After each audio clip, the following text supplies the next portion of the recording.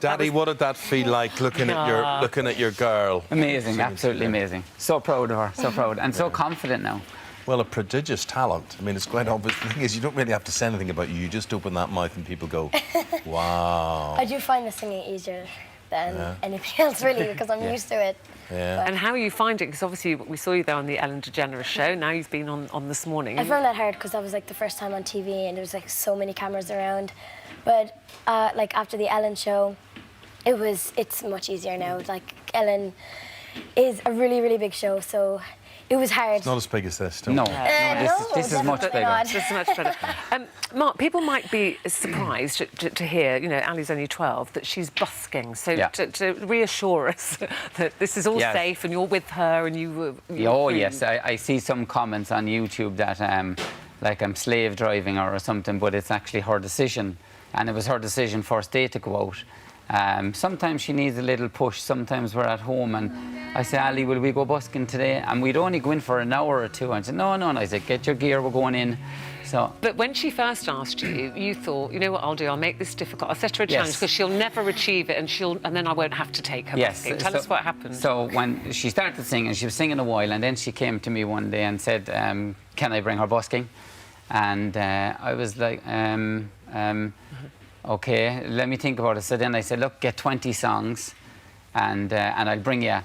Learn 20 songs from Learn 20 songs so that if you go busking that you'll have something to play. But I made it 20 so that she wouldn't be able to do it. So sometime later anyway, she came to me, can we go busking now? I have 20 songs. I was like, what?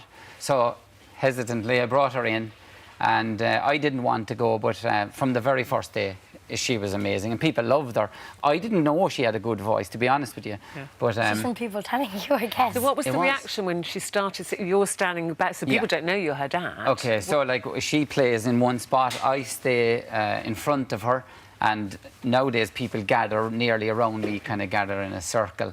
So they don't know I'm her dad, so I don't move from her, ever. Yeah. So. And this is an amazing story. You literally found your voice when you lost your mum, didn't you? Yes. Yes. How helpful has this been for you to articulate your feelings and your love for your mum? Not so, like, it wasn't like, I don't I suppose certain songs, like Supermarket Flowers, it kind of reminds her of things in the past, I suppose. Yeah. So, and I believe that emotion comes out in her songs as well, definitely. Yeah.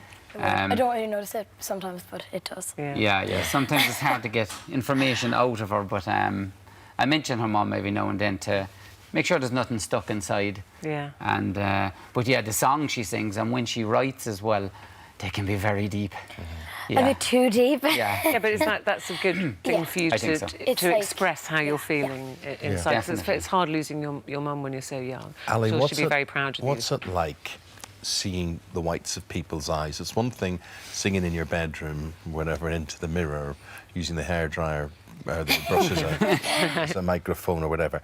But going out there on the street and people who don't have to stop, they're all very busy, they've things to do and whatever, they stop, they start looking at you.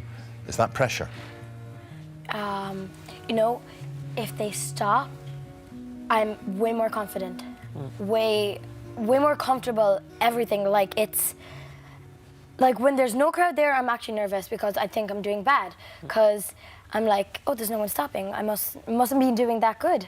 But when there's a crowd there, it's way easier. It's just, I don't know why.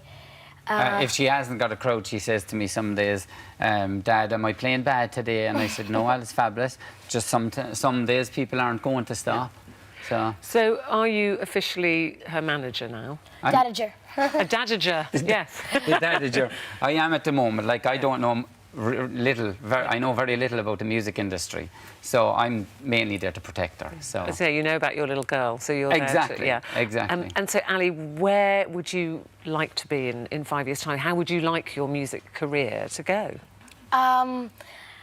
Like, I don't know really what I want to do yet, but at the moment, I really love music, so I wanted to keep going and have you had any interest from record companies yet? Yes. Oh, good. Lots, yeah. Yeah, Lots, a good few. All of them nearly. Most of the labels have been on now, but we've decided that. 2 weeks ago, Ryan Tedder from One Republic flew us out to LA, and she felt great with him. Oh, he was so nice. So we've decided that we're going to work with him. Brilliant. So, yeah. Amazing. Well, look, I hope in about 10 years' time there's some big talk show happening and they're introducing you and they're saying, do you remember the first time you appeared on British TV? And they'll show a And they'll clip show of us this. They'll show you. a clip of you talking there, and you'll be a big star by then. We hope that. Just remember us when you get really famous, won't you? Okay. Well, it's lovely to Ali, meet you. lovely to meet Well you. done, Lovely to Ali. hear you. And Thanks, Mark, guys. thank Lovely to meet you you. very much indeed.